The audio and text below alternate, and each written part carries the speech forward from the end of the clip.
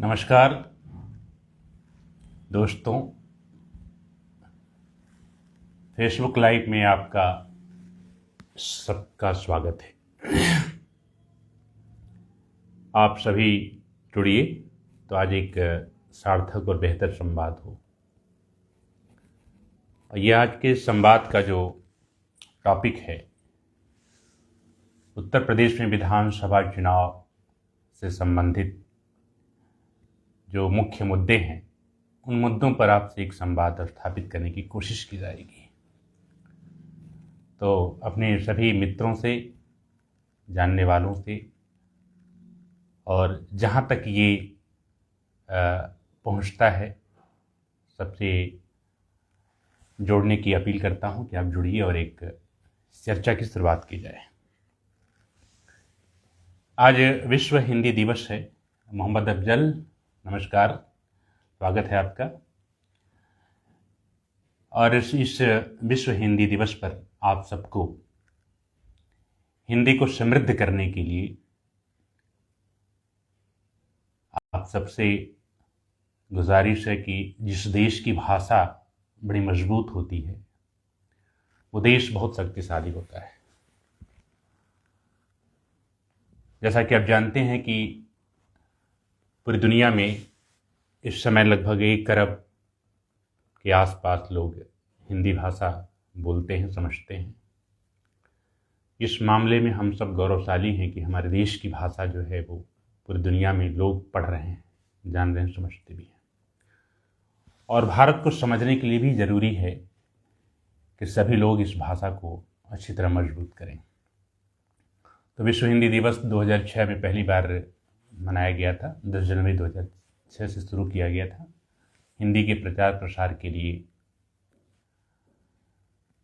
तो आज का जो मुद्दा है, आज का जो टॉपिक है, वो उत्तर प्रदेश में जो विधानसभा चुनाव हैं उनके मुख्य मुद्दे क्या होंगे, इस पर बात होगी आपसे।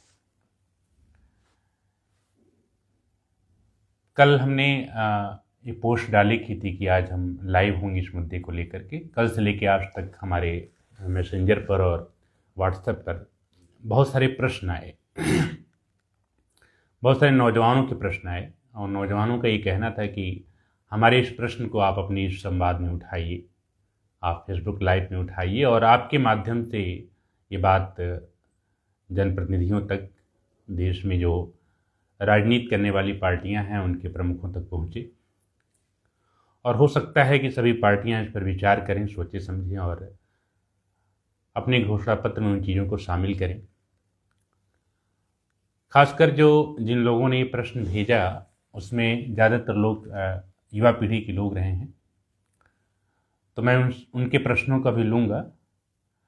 और जो मुख्य मुद्दा कुल मिला जुला करके इस 2 दिन के मैंने डिक्लेरेशन में आया, उसमें ये था कि जो मूलभूत आवश्यकताएं हैं जिन पर जनता हमेशा प्रश्न करती है, वो मुद्दा आपका शिक्षा है, रोजगार है, स्वास्थ्य है और विकास है।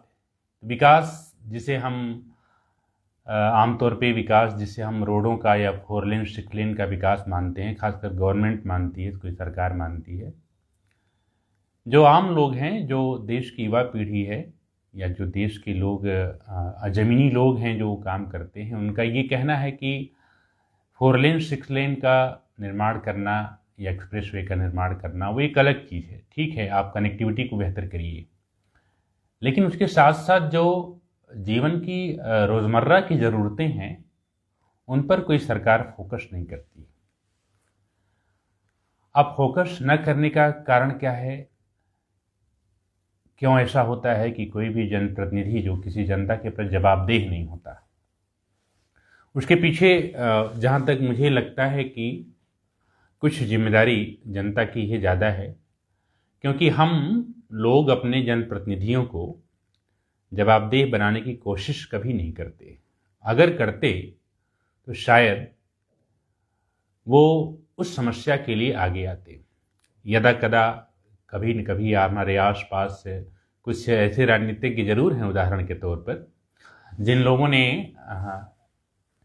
ने काफ़ी लोगों को कनेक्ट करने का काम किया है। राजीव मिश्रा जी, आप सबका स्वागत है।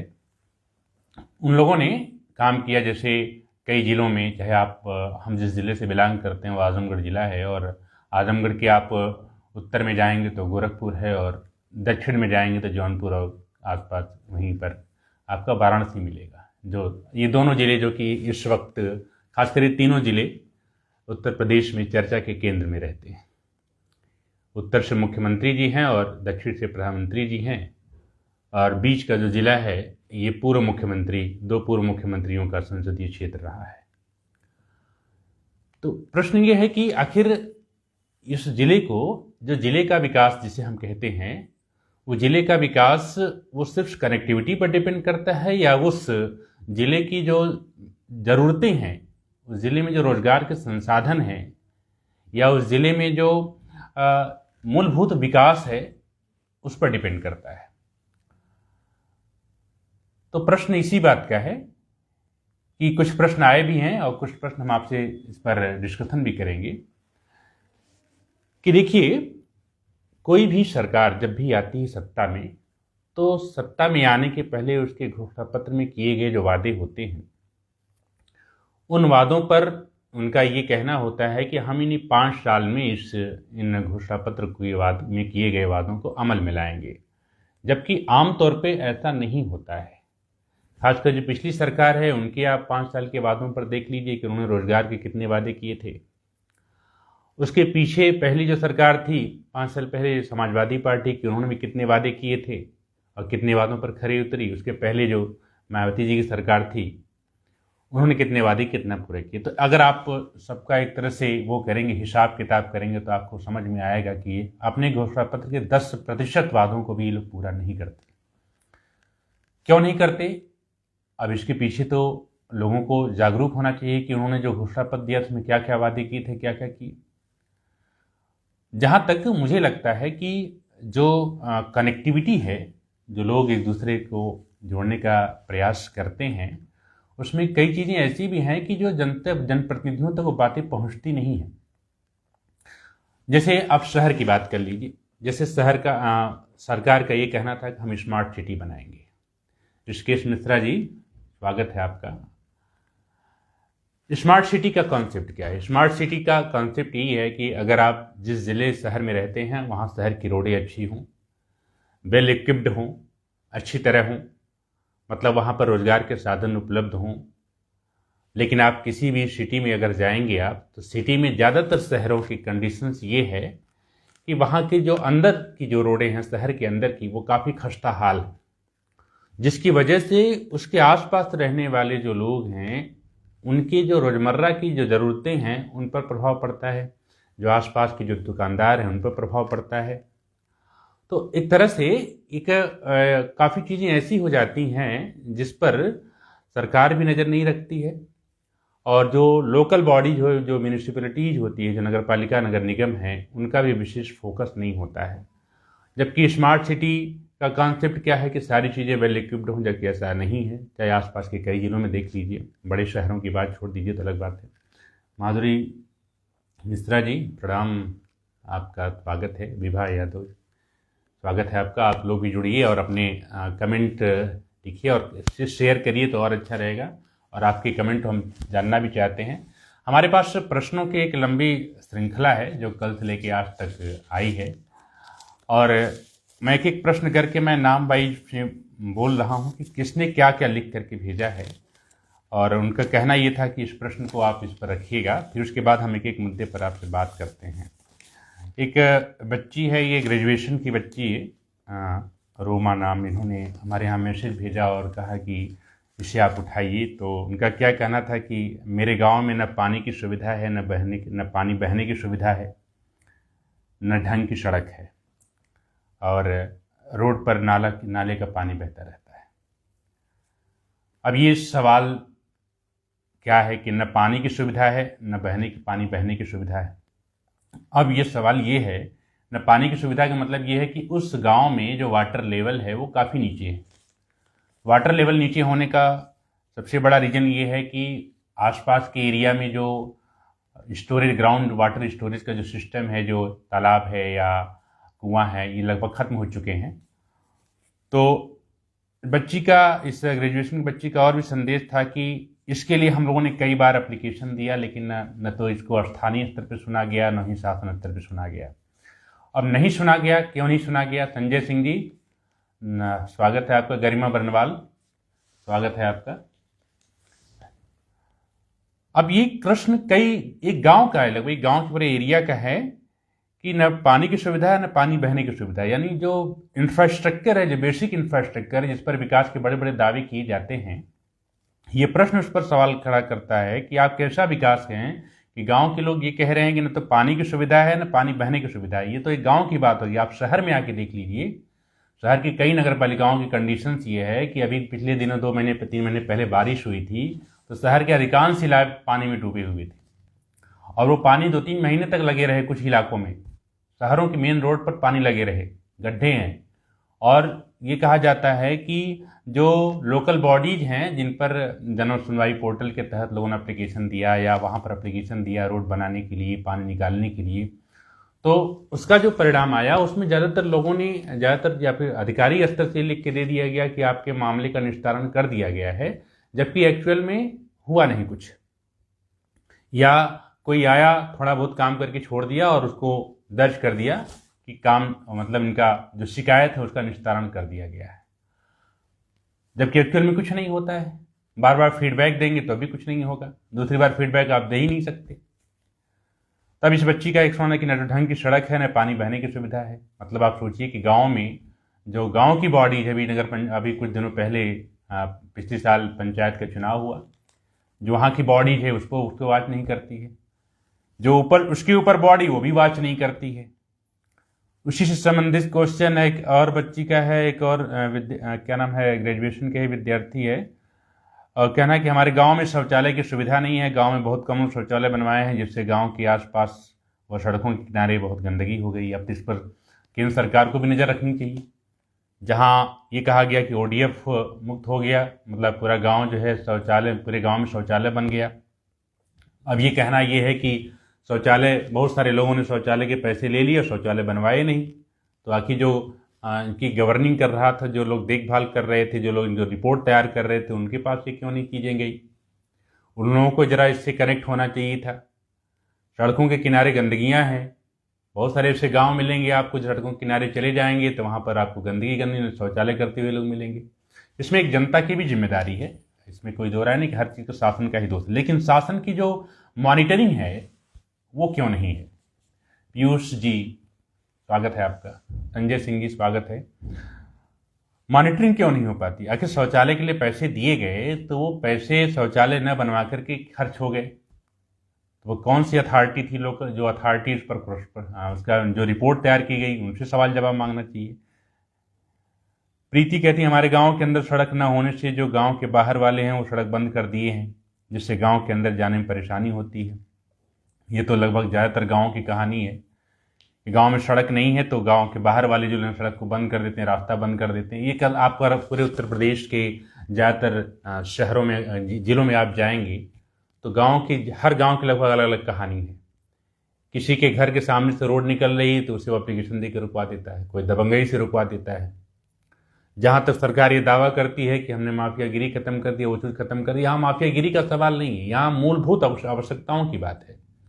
आखिर कोई भी सरकार किसी 6 लेन 4 लेन एक्सप्रेस वे को ही विकास का आधार क्यों बनाती है? आप जब गांव में जाएंगे वहां पर आपको समझ में आएगा कि आखिर मुद्दे क्या हैं। जो बुनियादी मुद्दे हैं उन मुद्दों पर हम बातचीत नहीं करते। जो जनप्रतिनिधि हैं वो भी सवाल नहीं खड़े करते, या अन्य पार्टियों के जो लोग हैं जिनका अपना संगठन है, वे लोग भी उन समस्याओं को लेकर सड़क, प्रवीण पांडे जी, स्वागत है आपका, वो लोग भी सड़क पर नहीं उतरते हैं। कोई भी पार्टी हो, XYZ, उन पार्टियों में पता नहीं ऐसी क्या चीज़ें हैं कि संगठन की मीटिंग होगी, सारी चीज़ें होंगी, लेकिन जनता के बुनियादी मुद्दों को लेकर के वो सड़क पर नहीं आते, और आते नहीं, न कभी उनके बीच नज़र आते हैं। जब कोई बड़ी समस्या भी होती है उसके बावजूद भी नज़र नहीं आते हैं।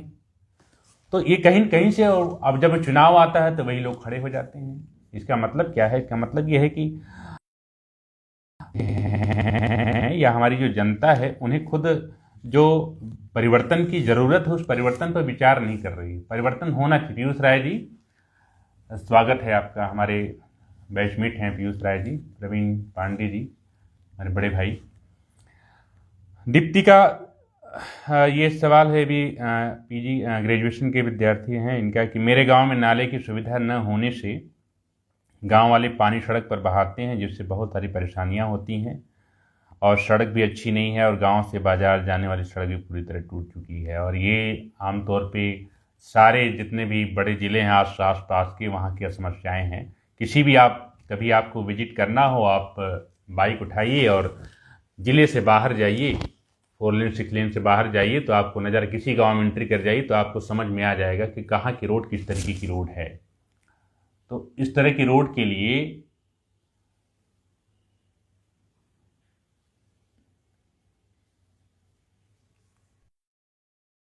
ये जो इस तरह की रोड के लिए वहाँ की जो बॉडी है वो भी जिम्मेदार है, मुझे जहाँ तक लगता है।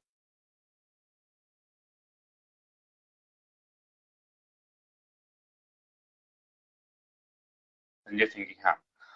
और ज्यादातर गांव की कंडीशंस है। सीमा कहते हैं कि महंगाई बहुत ज्यादा है और आमदनी बहुत कम है, गरीब आदमी अपना गुजारा कैसे करेगा। ये बहुत बड़ी बात है कि इधर कुछ दिनों से आप देखिए कि गैस सिलेंडर 980 रुपये 50 पैसे, जो शहर की बात है, शहर में जो मिल रहा है, इसी गांव में भी इसी तरीके के हैं। पेट्रोल, डीजल, मतलब मोहम्मद यूसुफ, आपका स्वागत है। ये महंगाई एक बहुत बड़ा मुद्दा है जिसे लोग बना नहीं पा रहे हैं। मुद्दा आखिर कैसे इसको बनाया जाए, क्या रीजन है। सरकार को लगता है कि हमने फ्री में राशन दे रहे हैं, फ्री में आटा चावल गेहूं दे रहे हैं अगर में, तो वो एक बड़ा काम कर रहे हैं और इससे लोगों का खर्च चल जा रहा है। लेकिन जहां तक घोषणा की गई है कि मार्च तक ही दिया जाए, चुनाव के बाद नहीं दिया जाएगा। सत्या पांडे जी, स्वागत है आपका। तो अब सवाल यह है कि महंगाई एक बड़ा मुद्दा है कि अगर किसी के घर में कोई प्राइवेट नौकरी करता है, खासकर प्राइवेट नौकरियों पर खुद ही इसी तरह की आफत आ चुकी है कोविड के बाद, कि 8,000 10,000 कमाने वाले लोग जो हैं, उनके घरों के अंदर जाइए, आप कभी उनके घर जाइए, जरा उनसे पूछिए और उनके दर्द को समझिए आप, तो आपको ये पता चलेगा कि सुबह और शाम जो है रोटी सब्जी चावल दाल बनाने के लिए तक पैसे नहीं। और खासकर इसमें एक पढ़ा लिखा वर्ग, पढ़ा लिखा बेरोजगार वर्ग, और पढ़ा लिखा वर्ग जो लोग मतलब एमएससी बीएड और पीएचडी करके लोग भी 10,000 15,000 पे नौकरी करते हैं, और उनके घरों के हालात ऐसे हैं कि आप, और इस कोविड के दौरान जो जिस कॉलेज में वो पढ़ाते रहे हैं, वो कॉलेज भी उनके साथ उस तरह के खड़े नहीं हुए। कहीं तनख्वाहें काट दी गई और कहीं वेतन मतलब मिला ही नहीं। ऐसे लोगों के घरों में आप जाएंगे तो आपको ये चीजें समझ में आएगी कि इन 2 वर्षों के दौरान जिस तरह से एक तरफ से आपदा, दूसरी तरफ सरकारी सपोर्ट नहीं, सरकार की तरफ से कोई सपोर्ट नहीं। सरकारी सपोर्ट ये समझते हैं कि अगर वो आटा चावल और गेहूं चावल और वो चीजें दे करके, हाँ हेमा कुमारी, वो दे करके अगर वो चाहते हैं कि हम विकास कर लेंगे। सत्या पांडे जी, बहुत बड़ी बात है। हाँ जी, बिल्कुल। आप ये समझिए कि सवाल ऐसे हैं जो बुनियादी सवाल, यहाँ किसी पार्टी का मतलब नहीं है। सवाल ऐसे सवाल हैं जो इस देश के जो नौजवान बेरोजगार हैं उनको झकझोरते हैं एक तरीके से, कि आगे आने वाला जो भारत है, भारत का जो भविष्य है, उनके ऊपर रोटी का संकट है। और ये रोटी का संकट इस तरीके कि हमारे देश में भी कई वर्ग है। सरकारी नौकरी करने वालों के एक अलग वर्ग है, निजी नौकरियां करने वालों के अलग अलग वर्ग है, जो नंबर 2 के काम करते हैं या बड़े कारोबारी, उनका एक अलग वर्ग है, और सबकी अपनी एक अलग लाइफ स्टाइल है।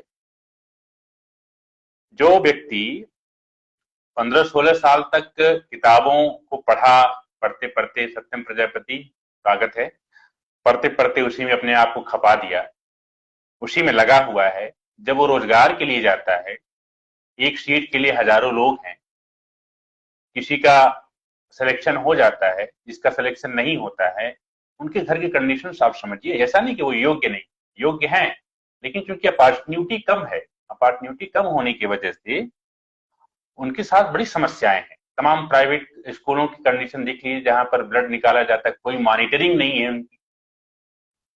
मॉनिटरिंग, गवर्नमेंट का काम क्या होता है कि ठीक है, आप सत्ता में हैं तो आप मॉनिटरिंग तो करिए।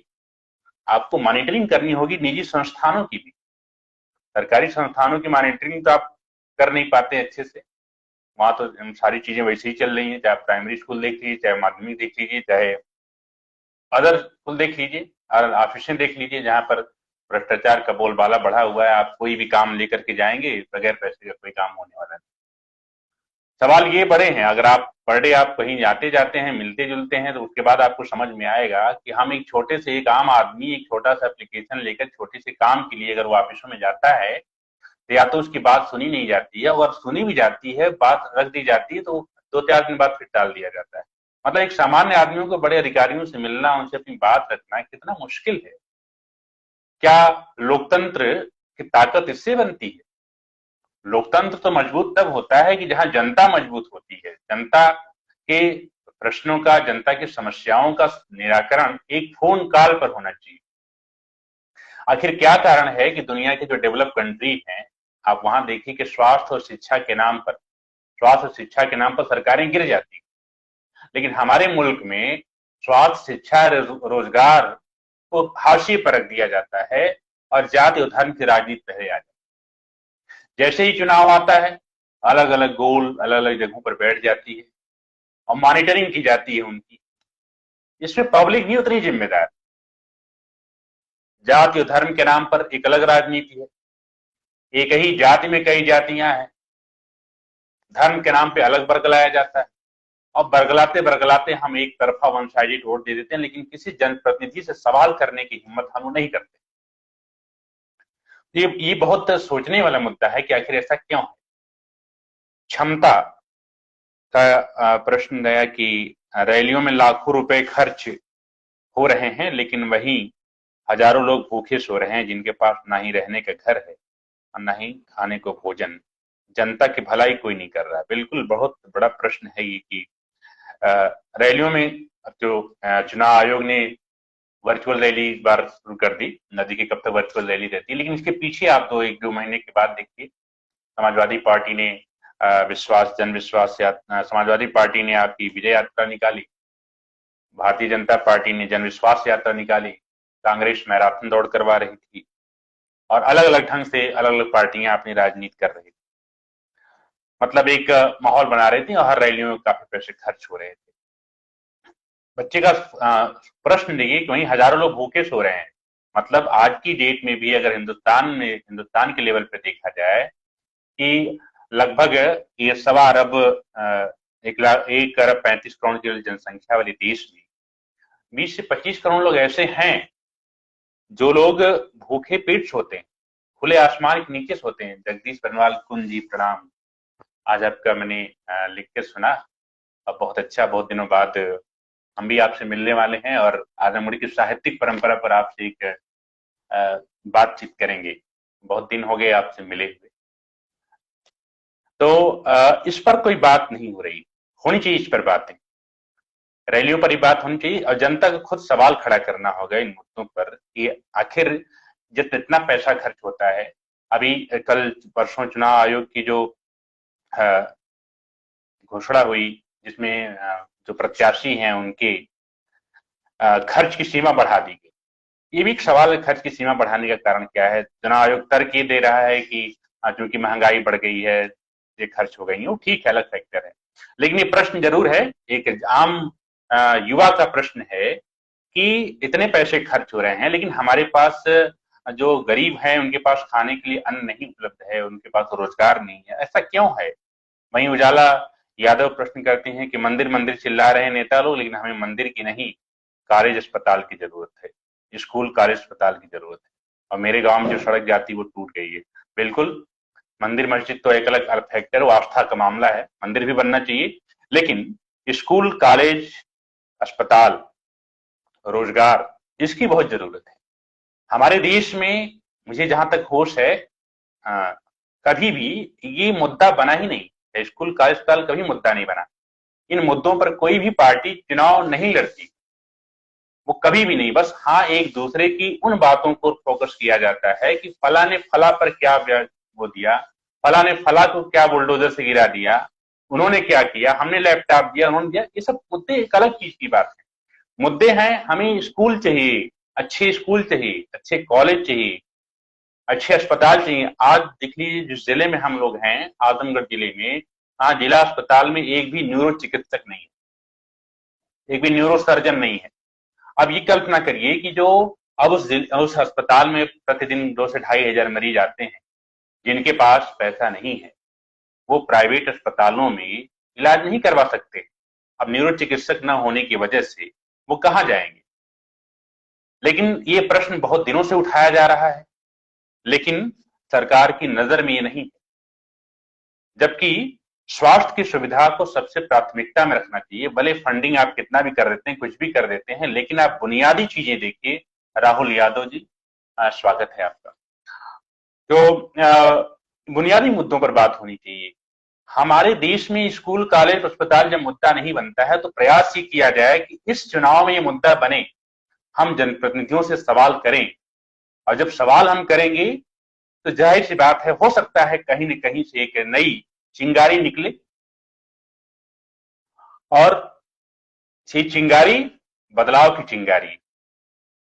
ये चिंगारी हम इस देश के नौजवान ही ला पाएंगे, जब हम आप बैठेंगे और सारे धार्मिक और जातिगत मुद्दों को हटा करके जब हम मुद्दे की बात करेंगे, अपने देश को बचाने की बात करेंगे, देश में लोकतंत्र को मजबूत करने की बात करेंगे, देश में विकास की बात करें, रोजगार और शिक्षा की बात करेंगे, तो इन चीजें आएंगी और इन मुद्दों पर चुनाव लड़ा जाएगा। और जब इन मुद्दों पर चुनाव लड़ा जाएगा तो हो सकता है कि बेहतर बदलाव की भूमिका तैयार। तो मंदिर मस्जिद का एक अलग मुद्दा है। इन चीजों पर हमें बहुत ज्यादा क्वेश्चन करने की जरूरत नहीं। हमें क्वेश्चन उन चीजों पर, हमें मंदिर तो बनेगा ही, बन रहा है। स्कूल, कॉलेज, अस्पताल, इन पर बात होनी चाहिए। रोजगार पे बात होना चाहिए।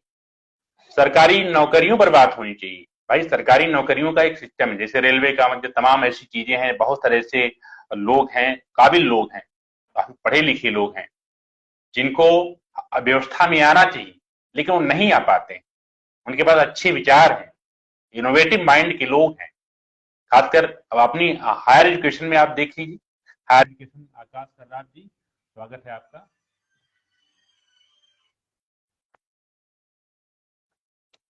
तो एक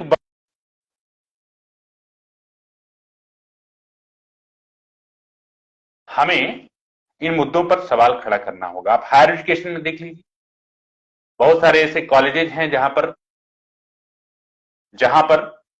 टीचर्स नहीं है।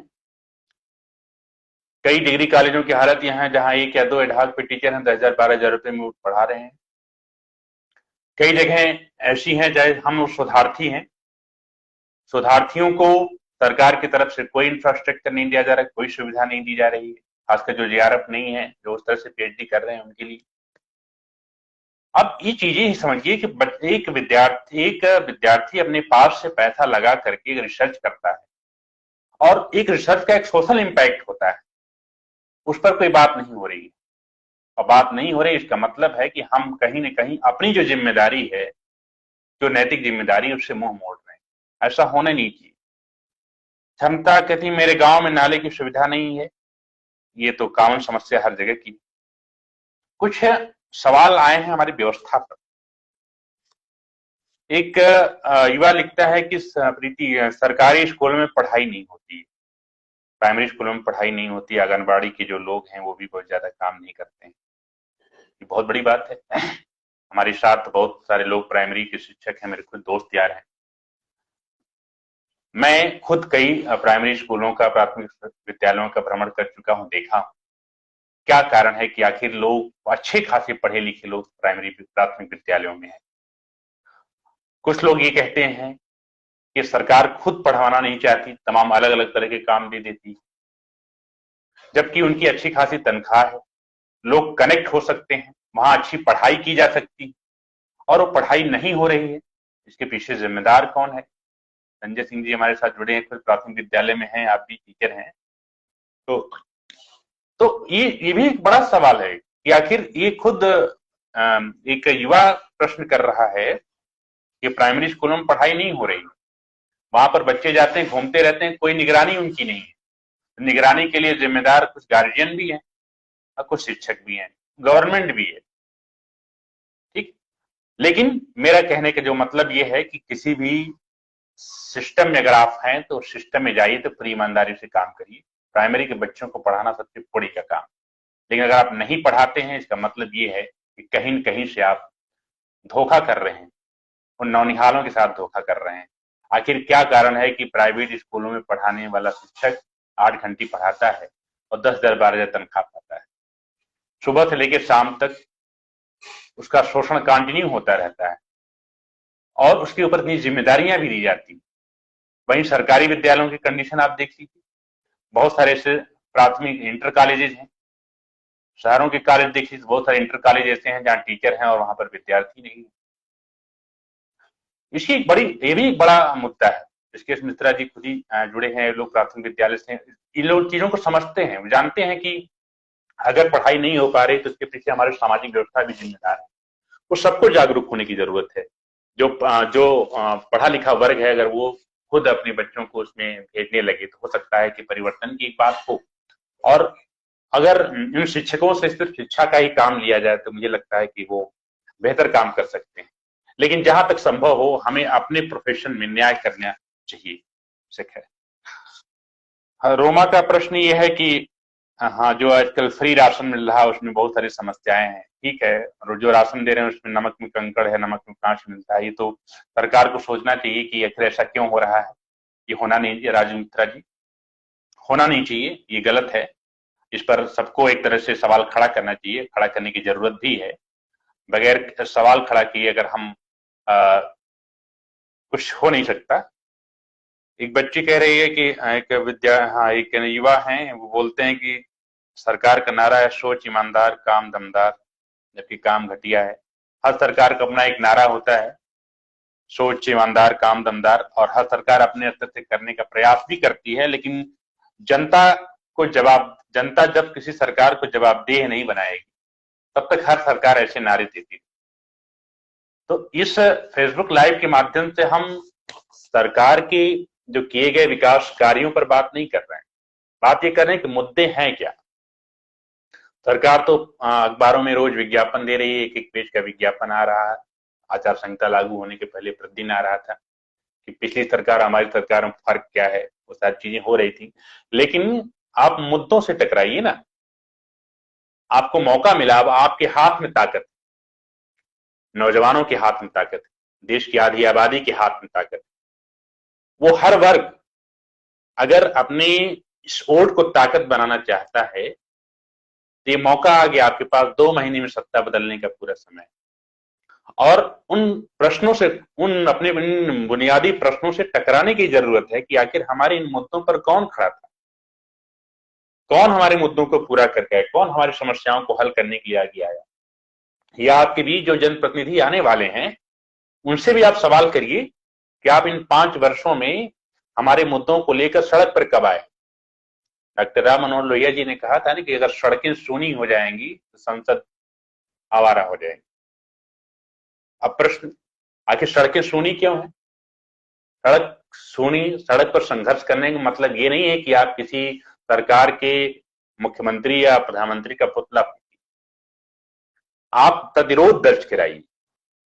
प्रतिरोध दर्ज कराने के लिए हमारा लोकतंत्र, हमारा संविधान हमें कहता है कि आप सवाल खड़े करिए।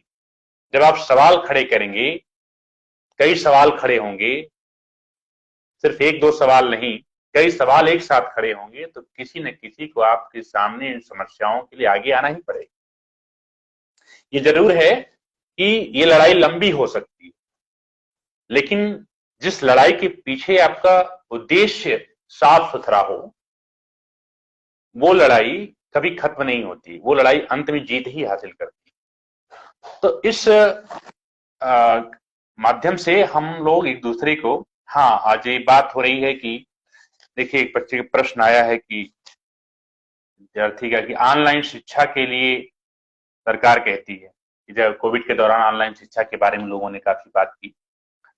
ऑनलाइन शिक्षा के लिए सरकार कह रही है, लोगों को निर्देश दे रही है, जबकि मोबाइल का रिचार्ज महंगा हो गया। ये तो बहुत बड़ी बात है। शिल्पा मिश्रा जी, स्वागत है आपका।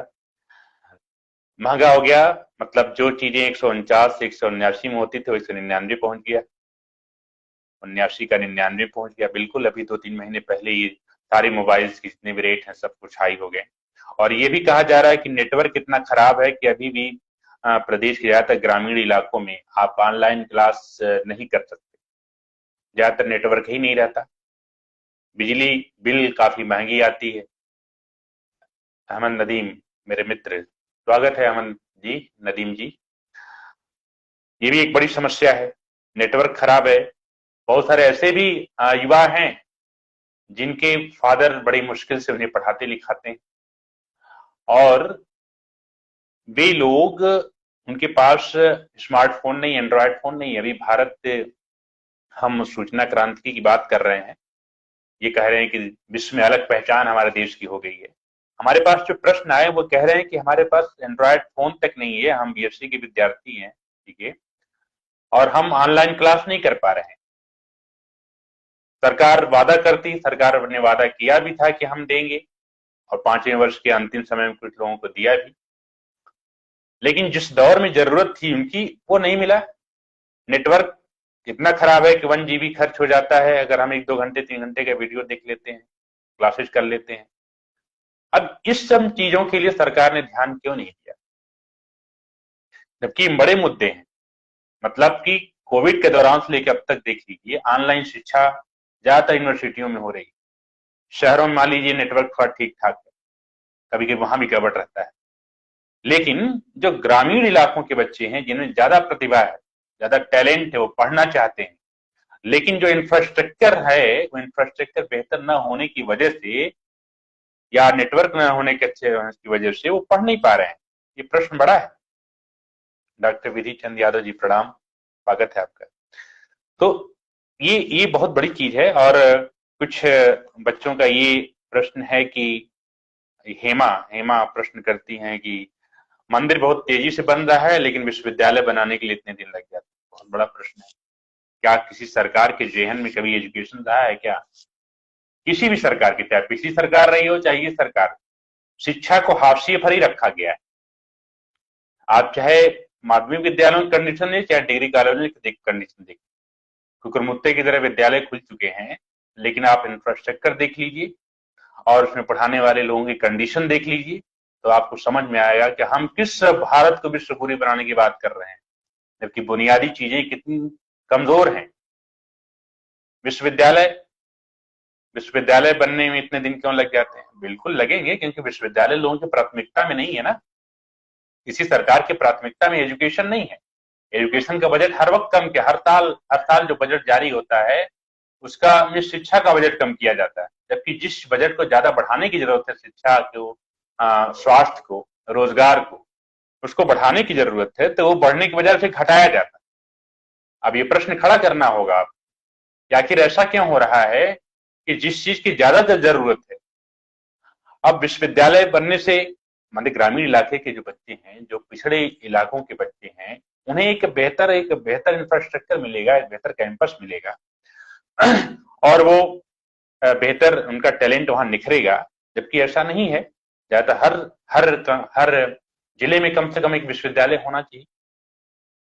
नरेंद्र जी लिखते हैं कि सबसे बड़ी समस्या गाय सांड जो सड़कों पर घूम रहे हैं, ज्यादातर गांवों में फसलों का नुकसान कर रहे हैं, एक बहुत बड़ी समस्या है। ये पिछले 5 वर्षों में आप अगर गांव का भ्रमण किए होंगे तो आपको रोड पर, यहाँ शायद 4 लेन पर और रोडों पर आपको ये गायें घूमती हुई मिल जाएंगी। और इन्होंने कितना नुकसान किया, उन किसानों से बात करिए। किसानों से बात करने पता चलता है कि कहते हैं कि हमारे घर के आसपास के जो बोए हुए खेत हैं, जहां पर सब्जियां बोई हैं या फसलें बोई हैं, उनका बहुत ज्यादा नुकसान हो रहा है। तो अब नुकसान, ये जानवर उनका नुकसान भी कर रहे हैं। गवर्नमेंट का ये कहना था कि हम गौशाला बनाएंगे, बनाए भी होंगे, लेकिन अगर आप आज की डेट में निकल जाइए किसी भी रोड पर, तो आपको 2, 4, 10, 15, 20 गायें घूमती हुई मिल जाएंगी। और 4 लेन पर देखेंगे अगर आप, तो हर दूसरे तीसरे लेन में आपको गाय मरती हुई मिलती, जो गाड़ियों से एक्सीडेंट हो जाता है, वो खत्म हो जाती है। अब हम गाय की सुरक्षा तक नहीं कर पा रहे हैं। फसलों का नुकसान कर रही है। ये एक बहुत बड़ा मुद्दा है, ये मुद्दा सरकार तक पहुंचा भी होगा, लेकिन क्या कारण है कि इन मुद्दों पर कभी सरकार ने कोई कदम नहीं उठाया। महेश कहते हैं कि हमारे प्रश्न को जरूर शामिल कर लीजिए। कहते हैं कि स्वास्थ्य सुविधाओं का अभाव है, जिला अस्पतालों में समस्याओं का अंबार है, चिकित्सकों की अपनी सेटिंग रहती है पैथोलॉजी और दवा की दुकानों से। ये आप किसी भी सरकारी अस्पताल में जाएंगे तो वहां का एक कॉमन समस्या है। और डॉक्टर चिकित्सक या तो चिकित्सक की अपनी सेटिंग रहती है पैथोलॉजी से। सभी जानते हैं, हम आप एक ही वर्ग से बिलोंग करते हैं, हम लोग मध्य वर्ग के, न्यून मध्य वर्ग के लोग हैं, और सबको ये पता है कि जिसके पास पैसा है वो बड़े प्राइवेट अच्छे हॉस्पिटलों में जाता है, लेकिन जो गरीब है वो सरकारी अस्पतालों में जाता है। और वहां जब उनको पर्ची थमा दी जाती है कि ये दवा बाहर से लेनी है, ये जांच बाहर से करवानी है, तो जरा सोचिए कि हमारा सिस्टम क्या उसमें क्या कहता है। ये कौन नुमाइंदे हैं, ये कौन है उसका प्रशासन, सभी लोग जानते हैं, लेकिन इस पर प्रश्न कोई खड़ा नहीं करता। जनता भी प्रश्न नहीं खड़ी करती। समाज के जो पहरेदार लोग हैं, जो समाज का जो वो वर्ग है जिन्हें हम सामाजिक कार्यकर्ता का नाम देते हैं, तमाम एनजीओ के लोग हैं, वे लोग भी इन प्रश्नों पर सवाल खड़ा नहीं करते। आखिर क्यों ऐसा है? राघवेंद्र पांडे जी, स्वागत है आपका। तो ये एक बहुत बड़ा सवाल है कि चिकित्सकों की अपनी सेटिंग रहती है पैथोलॉजी और दवा की दुकानों से, और अक्सर ऐसा होता है, वो कहते हैं कि अगर हम सरकारी तनख्वाह पर जिंदा रहें तो हमारा खर्च नहीं चलने वाला है। तो ये नंबर 2 का इनकम है, ये सभी जानते होंगे अच्छे ढंग से। कहते हैं महेश की ज्यादातर अस्पतालों में न्यूरो चिकित्सक न होने की वजह से गरीबों की जान चली जाती है। बिल्कुल सही बात है, खासकर आप अपने अपने जिलों के जिला अस्पतालों की बात देख लीजिए। या कुछ कहते हैं कि प्राथमिक स्वास्थ्य केंद्र और सामुदायिक स्वास्थ्य केंद्र बहुत सारे गांवों में जो बने हुए हैं, बहुत पहले से बने हुए हैं, उन पर या तो डॉक्टर बैठते नहीं है, या वहां पर पोस्टिंग होती है वो अपना प्राइवेट हॉस्पिटल चलाते हैं। ये तो बहुत बड़ी बात है, खासकर इसमें जो चिकित्सक संगठन के लोग हैं उनको भी इस पर काफी वो रखनी चाहिए। हम लोग भी इससे दो चार होते हैं, समस्याओं को देखते हैं, लेकिन ये समस्याएं कभी हमारे चुनाव के वक्त मुद्दा नहीं बनती। क्यों नहीं बनती, इस पर प्रश्न खड़ा करना चाहिए हम लोगों को, देखना चाहिए। हम जवाबदेह उन्हें खुद नहीं बनाते, हम उनसे कनेक्ट नहीं होते, हमें खुद जाकर के वहां प्रश्न खड़ा करना चाहिए, हमें पूछना चाहिए कि आखिर ऐसा क्यों है। इस देश के में रहने वाले हर प्राणी अपने अपनी कमाई से टैक्स देता है। हर एक चीज में टैक्स, 1 रुपए का शैंपू लेंगे उसमें भी टैक्स है, आपका टैक्स देता है, उसी टैक्स से देश की सरकार चलती है। तो आखिर क्या कारण है कि हमारे ही पैसे से बने हुए अस्पताल, हमारे ही पैसे से तनख्वाह पाने वाले चिकित्सक, ये लोग जनता की सेवा क्यों नहीं देते हैं? क्यों हम इन पर सवाल नहीं खड़ा करते हैं? सवाल खड़ा करना बहुत जरूरी है, कनेक्ट होना जरूरी है। देवेश जो कि बेरोजगार, पढ़े लिखे बेरोजगार, लिखा है उन्होंने कि हम पढ़े लिखे बेरोजगार हैं, एमएससी बीएड पीएचडी कर चुके हैं। उनके भाई जो है वो एमटेक कर चुके हैं, और कहें कि हम लोग बेरोजगार हैं। और जहां तक कंडीशन भी बता रहे हैं कि प्राथमिक शिक्षा में लगभग 51,000 के आसपास जगह निकलने वाली थी। प्रदीप दुबे जी नमस्कार। निकलने वाली थी, नहीं निकली। 27,000 के आसपास माध्यमिक से इंटर कॉलेजों में शिक्षकों की जगहें खाली हैं, जिसको भरने के लिए कोई प्लान नहीं बताया गया, हो सकता है। और नई शिक्षा नीति, एक बड़ा प्रश्न ये है कि नई शिक्षा नीति 2020 लागू कर दी गई। सरकार ने ये कहा कि ये पहला प्रदेश है कि जहां पर नई शिक्षा नीति हमने लागू कर दिया सबसे पहले। लेकिन जो नई शिक्षा नीति है, जो लोग हायर एजुकेशन से जुड़े हैं, जैसे हम लोग डिग्री कॉलेज के थ्रू हैं, वहां पर देखिए कि नई शिक्षा नीति का जो सिलेबस है वो कुछ अलग तरह का सिलेबस है। और नई शिक्षा नीति लागू करने के पहले सरकार ने ये ध्यान नहीं दिया कि जो तमाम ऐसे कॉलेज हैं जहां पर इंफ्रास्ट्रक्चर इस तरीके का नहीं है, वहां शिक्षकों की कमी है, इंफ्रास्ट्रक्चर इस तरीके का नहीं है कि नई शिक्षा नीति के तहत उन बच्चों को शिक्षा दी जा सके, और नई शिक्षा नीति लागू कर दी गई। सिर्फ नई शिक्षा नीति लागू कर देने से ही सब कुछ नहीं हो सकता है ना। जब तक आपके पास इंफ्रास्ट्रक्चर बेहतर नहीं होगा तब तक आप कोई बदलाव नहीं ला सकते। और बहुत खराब कंडीशंस है बहुत सारे कॉलेजों में, जहां पर योग्य शिक्षक नहीं है, वो किसी विषय से पढ़ा हुआ पढ़ाते कोई और विषय है, उनके पास अपने विषय की न्यूनतम जानकारी तक नहीं है, और वो सिलेबस को पूरी अच्छी तरह नहीं समझ पा रहे हैं। पहला सेमेस्टर का भी एग्जाम होने वाला है, लेकिन अभी तक जितनी भी बार बार नोटिफिकेशन आ रहा है उन लोग को समझने में काफी समस्याएं हो रही हैं। तो न्यू एजुकेशन पॉलिसी लागू तो हो गई, लेकिन जो इंफ्रास्ट्रक्चर उपलब्ध नहीं है, और इंफ्रास्ट्रक्चर उपलब्ध न होने की वजह से बहुत सारी समस्याओं का सामना करना पड़ रहा है। तो ये कुछ मुद्दे आए, ये कुछ प्रश्न थे जिन प्रश्नों पर हमने आपसे कुछ संवाद किया। अब एक बड़ी बात यह है कि दुष्यंत का एक शेर है ना कि मुझ में रहते हैं करोड़ों लोग, चुप कैसे रहूं। मुझ में रहते हैं करोड़ों लोग, चुप कैसे रहूं। हर गजल सल्तनत के नाम एक बयान है। कि एक, अगर आप एक संजीदा इंसान हैं, अगर आप एक सामाजिक इंसान, अगर आपकी नजर है उन लोगों पर कि जो लोग वाकई गरीब हैं, गरीब को गरीब न कहा जाए तो ज्यादा बेहतर है, एक मेहनत कश इंसान है वो, जो एक एक पैसे बहुत मेहनत से कमाता है, उसे गरीब कहने से बहुत शर्म महसूस होती, गरीब नहीं कहना चाहिए उसे, उसे सबसे धनी माना जाना चाहिए, क्योंकि वो एक एक पैसा मेहनत की कमाई कर खाता है। उससे सारी समस्याओं क्यों झेलनी पड़ती है? आखिर क्या कारण है कि जो भी नंबर 2 के काम करने वाले लोग, एक तरह से फर्जी लोग हैं, उन्हें न तो नोटबंदी के समय उनकी सेहत पे कोई प्रभाव पड़ता है, न कोविड के दौरान कोई प्रभाव पड़ता है, न महंगाई का कोई असर होता है। उनकी व्यवस्था, अर्थव्यवस्था उसी तरह से मेंटेन रहती है। लेकिन जो मेहनत कश इंसान है, सारी समस्याएं उन्हीं को झेलनी पड़ती है। क्यों ऐसा है? क्या सरकारें सिर्फ अमीर वर्गों के लिए बनी हुई है, या सरकार कोई योजना लाती है तो उस योजना का सबसे बुरा बुरा प्रभाव जो है वो पड़ता है एक मेहनत कश इंसान के ऊपर? कभी किसी अमीर की सेहत पर असर नहीं पड़ता, किसी नंबर 2 के काम करने वाले पर असर नहीं पड़ता, किसी जनप्रतिनिधियों पर कोई असर नहीं पड़ता। क्यों ऐसा आखिर है? आखिर क्यों हम जाति और धर्म को ही आधार बना करके सत्ता का निर्माण कर रहे हैं? ऐसा क्यों है?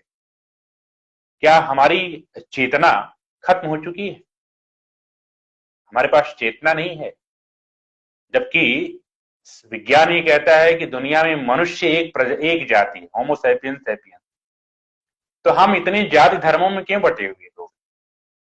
क्यों कोई अपने नाम के आगे पांडे, तिवारी, राय, सिंह, यादव, मौर्य सारी चीजें लिखता है, और इसी आधार पे चुनाव होता है। किस विधानसभा में किस जाति के कितने लोग हैं,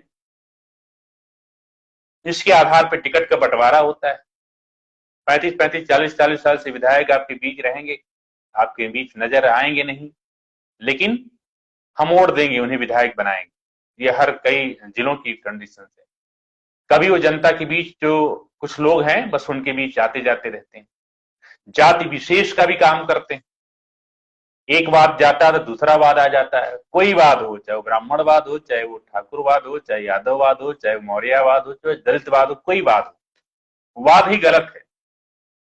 वाद तो मानववाद होना चाहिए, मानववाद की बात होनी चाहिए। सब मानव है, जब सब मानव है तो सबके लिए एक पॉलिसी क्यों नहीं बनती है? हम इतने लोग क्यों बटे हुए लोग हैं? हम बटे हुए लोग हैं इसलिए हमारे देश में जो सत्ता आती है वो हमारे हित के बारे में नहीं सोचती, वो अपने जाति विशेष का काम करने लगती।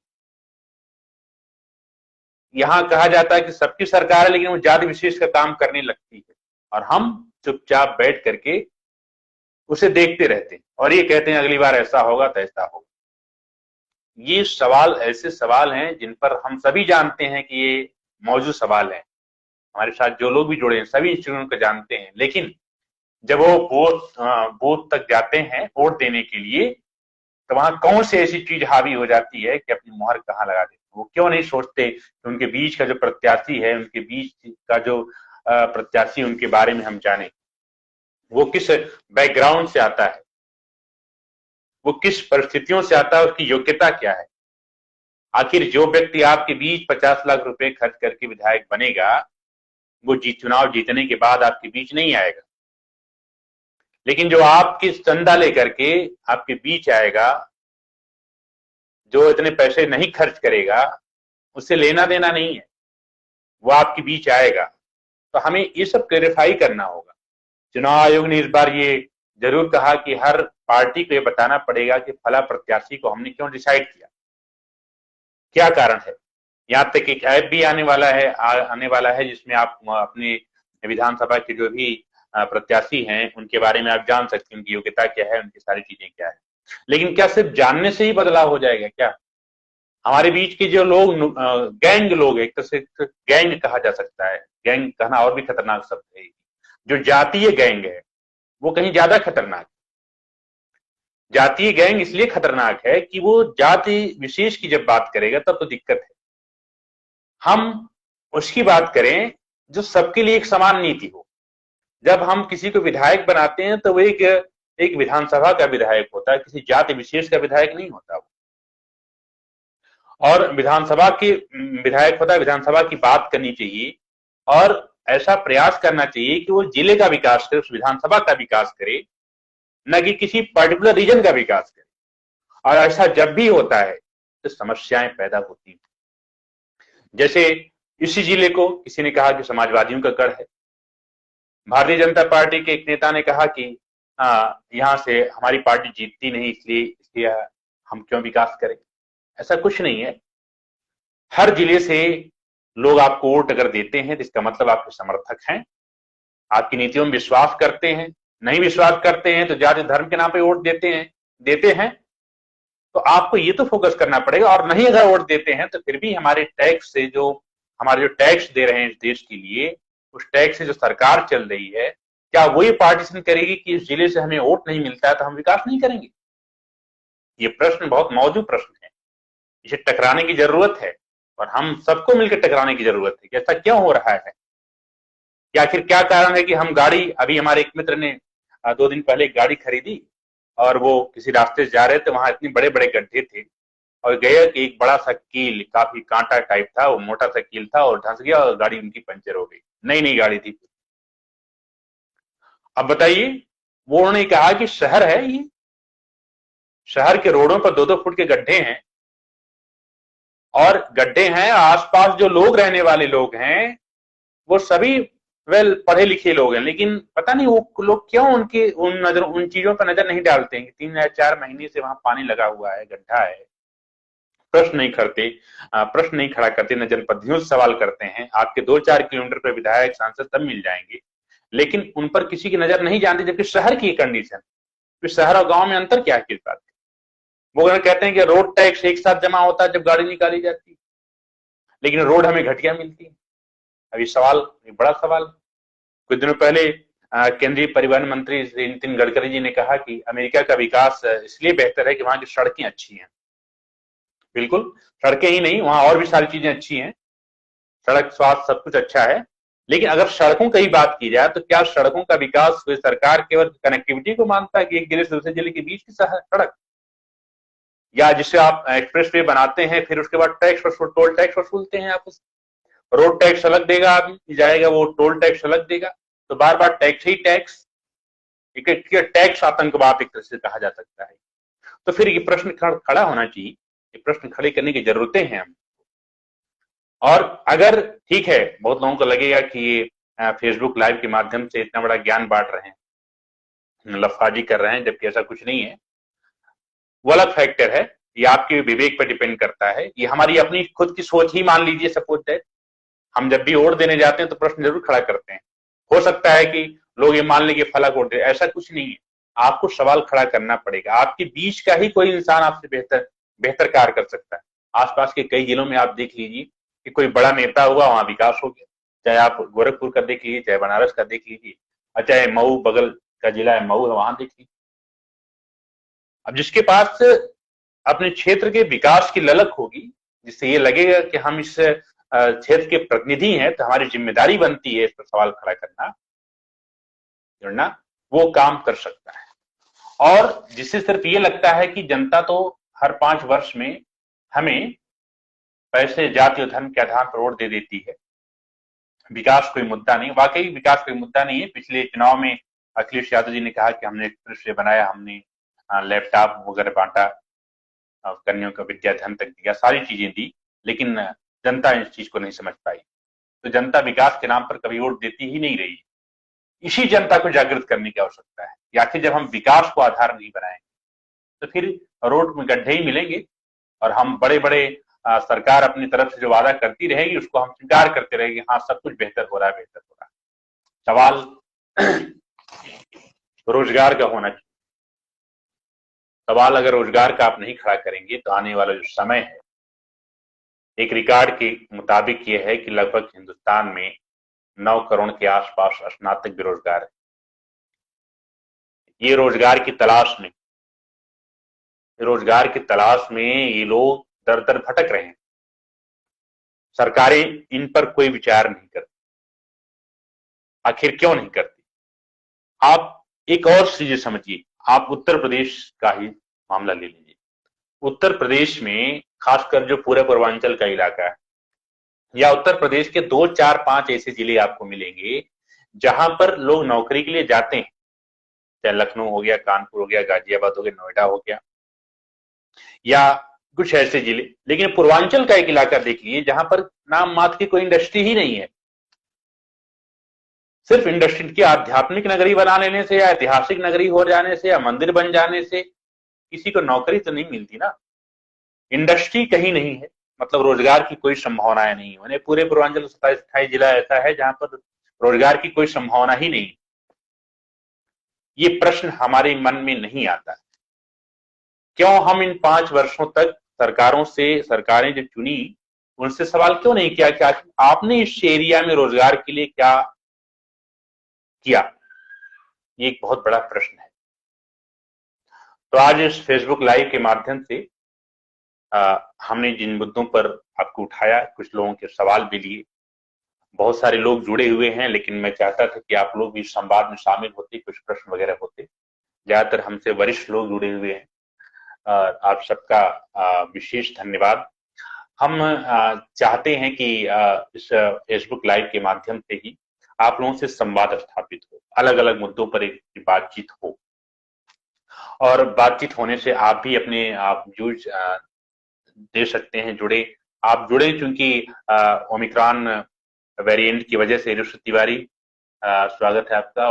ओमिक्रॉन वेरिएंट की वजह से जो क्लस्टर है, लोग इकट्ठा नहीं हो सकते। मेरा प्रयास ये था कि हम जलवायु पत्रिका के माध्यम से आप मुझसे कनेक्ट होते, जुड़ते, लोगों के बीच जाते, लेकिन ऐसा नहीं हो पा रहा है। तो हमने एक माध्यम ही बनाया कि फेसबुक लाइव के माध्यम से ही आपसे कनेक्ट हुआ जाए, आपसे संवाद किया जाए, और प्रयास ये किया जाए कि हम लोग कुछ बुनियादी मुद्दों पर बातचीत करें। अभी तो हमने एक सामूहिक मुद्दों पर बात की, अलग अलग मुद्दों पर देव कुमार जी, देवेंद्र भैया नमस्कार, बात होगी, अलग अलग मुद्दों पर बातचीत होगी। लेकिन मेन जो फोकस है मेरा इस पर है कि हम किसी भी सरकार को जवाबदेह बनाएं। इस देश में जो गरीब या जो मेहनत का इंसान है, उसका हक नहीं मारा जाना चाहिए। अगर उसका हक मारा जाता है तो कहीं न कहीं से हम लोग अपने मानव होने पर शक करना चाहिए कि हम लोग मानव हैं या नहीं, मनुष्य हैं या नहीं। एक मनुष्य वही है जो एक मनुष्य के लिए जीता है, उन मेहनतकश के लिए जीता है। हमें उसके लिए सवाल उसके साथ खड़ा होना चाहिए जो ऐसा वर्ग है जो बहुत काम करता है लेकिन उसके पास न रहने को घर है, ठीक है, न खाने के लिए अन्न की व्यवस्था हो पा रही। सुबह खाता है तो शाम के लिए उसके लिए व्यवस्था नहीं हो पाती। उस सवाल सोचता है कि क्या करें क्या ना करें। तो आज ये लगभग 1 घंटे के ऊपर हो गए हैं फेसबुक लाइव थ्रू, और मैं अगले फिर लगातार ये कंटिन्यू फेसबुक लाइव के तहत आपसे बातें होंगी। हम लोगों से चाहते हैं कि एक प्रश्न भी हो, प्रश्न भी जोड़ा जाए, और अगर आप प्रश्न हमारे मैसेंजर के थ्रू भी दे सकते हैं अपने प्रश्न, या व्हाट्सएप पर भी कर सकते हैं, और आपके प्रश्न को शामिल किया जाएगा, आप लोगों को जोड़ा जाएगा, और जोड़ करके जहां जहां से बहुत सारे प्रश्न इस बार आए थे, बहुत सारे युवाओं ने प्रश्न किया था, इन प्रश्नों पर हमने बात की। और भी प्रश्न आते हैं तो उस पर बातचीत की जाएगी, आपसे कनेक्ट हुआ जाएगा। तो जितने भी लोग इस फेसबुक लाइव में हमारे साथ जुड़े, सबका विशेष धन्यवाद। मैं चाहता हूं कि अगली बार भी आप सभी लोग कनेक्ट होइए और अपनी बातों को रखिए। सबको नमस्कार।